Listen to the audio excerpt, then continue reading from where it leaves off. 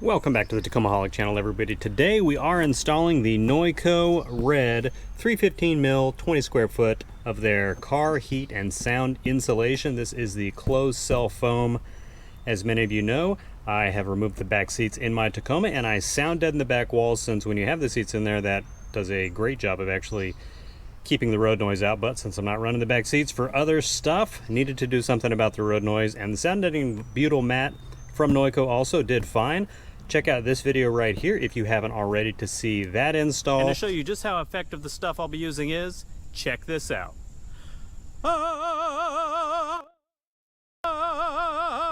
But today I'll be putting on their closed cell foam on top of the butyl layer, which is definitely recommended. The two materials play well together, and having this on the butyl layer will just amplify those effects. So can't wait to get all this stuff installed.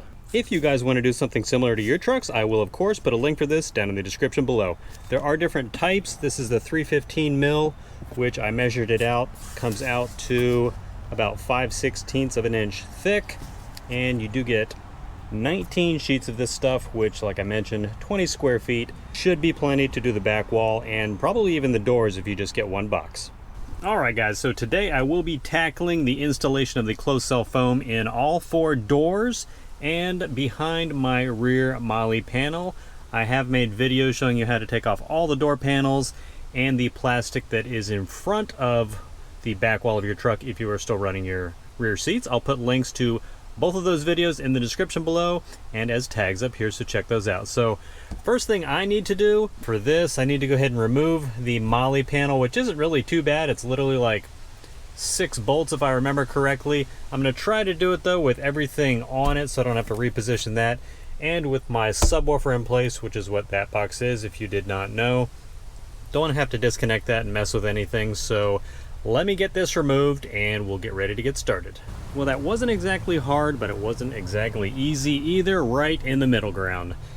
Now, initially I had this, it is just about 1/4 inch foam. I had installed this literally just to sort of cover up the butyl layer right there, you can see, and obviously I'll be removing this since the closed cell foam I'll be installing. Even though this, you might think it's similar, this stuff is actually designed for sound deadening and adding as for a heat layer, just to sort of keep things cooler in the cab. Obviously it'll be more effective up on the headliner, but while this stuff I was using before certainly provided a little bit of sound deadening, I was just using it to block the hideous appearance of the butyl layer right here. So I will go ahead and remove this. I'm going to keep it just in case, since it is cut. Maybe I can install this behind it, and maybe I'll be able to compress it enough so I don't have to actually get longer bolts for the hardware. But of course I would imagine the more this stuff gets compressed and mashed down, the less effective it's going to be. So I'm going to try to eliminate that where as possible. So first things first, go ahead and take this thing off. Making progress. And in case you wanted to do something similar with this other foam out here that I was using, as it blows away in the wind, I just used like double-sided Gorilla Tape to hold it in place. Seemed to work well. Of course, after I cut it for all the hooks and stuff and the holes for where the hardware held it in place. And with it removed, you can see this is why I covered it up, this sort of shiny diamond pattern and all the mismatched pieces to get this perfectly covered. Sort of an eyesore, but we're gonna get that covered up real quick with the new closed cell foam. Alright guys, getting ready to get started here, and it's always good to sort of plan this stuff out. This stuff should be a lot easier to work with compared to the regular butyl mat, just because this stuff is pretty flexible, especially if it's warmer outside, so it'll sort of like flop around on you, whereas this, you can see I'm holding it sideways. It keeps its form, so it'll be easy to sort of move it around the corners and stuff. Each of these panels measures 16 inches across and 9 3/4 top to bottom. Went ahead and wiped down the surface with rubbing alcohol to make sure it's as clean as possible so the adhesive on the back can stick. And as I'm planning this out, here's one piece just plopped right there on the bottom floor, and it tucks up almost perfectly on the bottom of this sort of center ridge right here, so that is sweet. So I think I'm going to do the bottom row like that. That should be about 3.5 pieces, and then do the top down like that, maybe fold it over on the lip right up there, and then just trim some skinny pieces for this ridge right here, which will actually work out since I'll probably just cut them to length instead of doing like square cutouts to go around the hooks and the holes for the drill holes. And they're not attached yet, but look at this. 3 of the pieces actually fits perfectly across the bottom. 1, 2 behind here for my subwoofer. That's going to be a pain to install in a second. But super nice that the width of these just happens to work out perfect for the width of your back wall if you guys are doing this. So 3 pieces, full coverage, right to left. All right, quick impression after getting the first piece on. I decided not to cut around any of the protrusions behind here just because I will be putting my molle rack in front of this.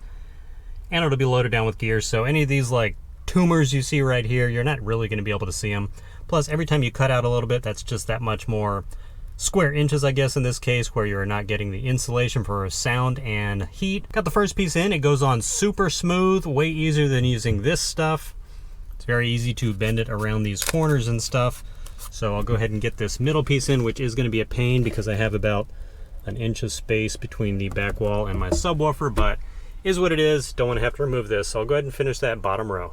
One quick thing to mention is when you pull off that black sheet that covers the adhesive, as I have done in this case, it does create a little bit of static electricity, so I need to be especially aware of that going into this tight area back here because it wants to pull forwards. And on this bottom left piece on the passenger side, I've got the power cable running to my subwoofer. I just sort of pulled that forward just to make sure that the sound deadening doesn't interfere with that at all. All right, got that bottom layer on, went very smoothly. Stuff is super easy to work with. Now I'm gonna do the top layer, get that in position, and then cut whatever is left over for the middle. Now on the top layer, I do have the top row of screw holes, so go ahead and make sure to be aware of where those are if you're doing this like with a molle rack. So on these 2, I have these threaded rods that are sticking in so they hit the back wall. I'm going to try to just get the piece into place with the backing still attached so it's not going to stick, and hopefully I can put enough pressure pressing it on so these will push through where the hole will be, and then just use my scissors to widen that out. Let me give that a shot and show you how it goes.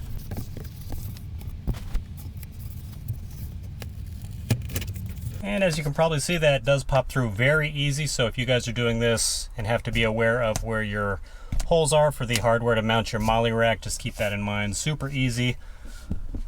Just so I can use the full 3 pieces, I'm just going to cut a smaller piece because one of the holes is on there for the side, since the top of the molle rack is like a T, but super pleased that that actually worked. And there's that first top piece. Obviously I can remove the threaded rod for where the bolt will go in for the molle rack. I did sort of fold it over on the top. If it turns out the adhesive on the back of this isn't strong enough to hold it, I'll just get like a X-Acto knife and trim that off. But once I got that in place, I did the front panel right here and then tucked it under. And this part down here is sort of ridged, so you have like mountains and valleys. Just have the adhesive pressed onto the mountains. I didn't want to press into the valley too much and risk like deforming it, since I mentioned earlier, 3 of these pieces in this setting fits perfectly across the width of the back of your Tacoma. So I'm gonna go ahead and trim this piece and get the 2 pieces done for the middle.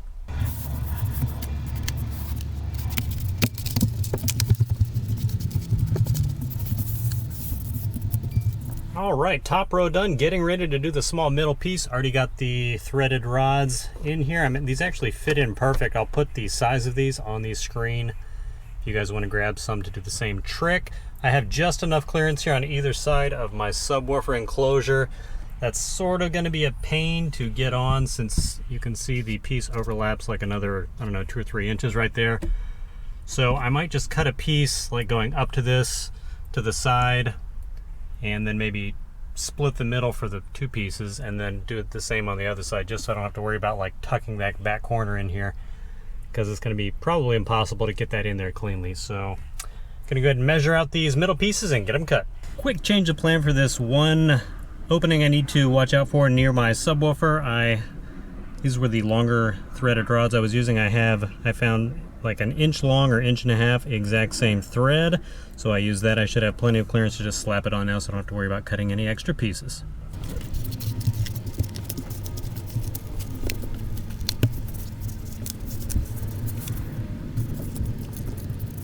Okay guys, and here it is with all of the closed cell foam covering 98.7% of my back wall. I messed up a little bit on these hooks on the first one, but they started to look much better as I went along. There are 3 of those in case you didn't know, and got all the holes ready, so putting the molle panel back on here should be pretty straightforward.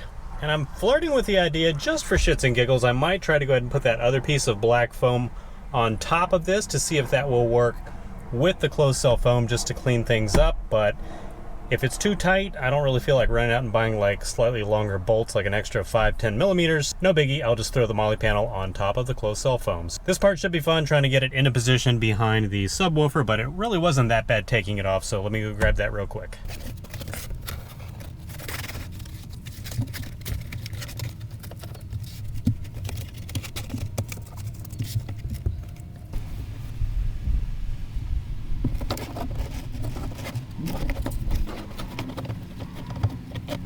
Yeah, just like I figured, way too tight with that extra foam layer back there, so I'm going to go ahead and slip that out. I should be able to remove that without moving the molle panel, so I'll pull that out and get the bolts on. Should be good to go.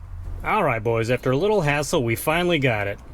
We got it. I did have to use longer bolts for the top on the driver's side and the bottom on the driver's side. Passenger side was fine. In case you guys are doing the same, the top bolts are M8 by 1.25, and I went with 25 millimeters. And that is perfectly fine. Did add a small washer around the back just because the opening for the bolt is pretty big. And the bottom are M6 by 1.0, also 25 mil.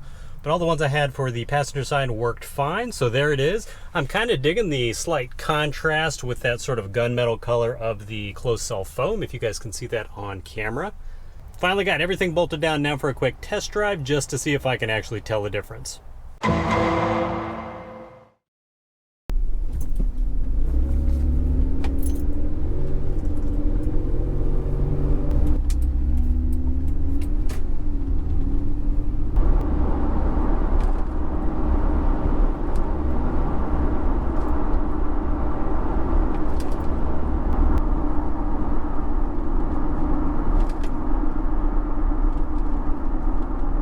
Now, I'm not sure how that sound clip compared, but when I was driving around, I could definitely tell a difference with having the closed cell foam in. Under the same circumstances, I did notice a markable difference. Hopefully that'll show up on camera with the audio, but it might not. I'll go ahead and throw the clips on there anyway. And that's just having the back wall done. I still have to do all 4 doors and of course the headliner.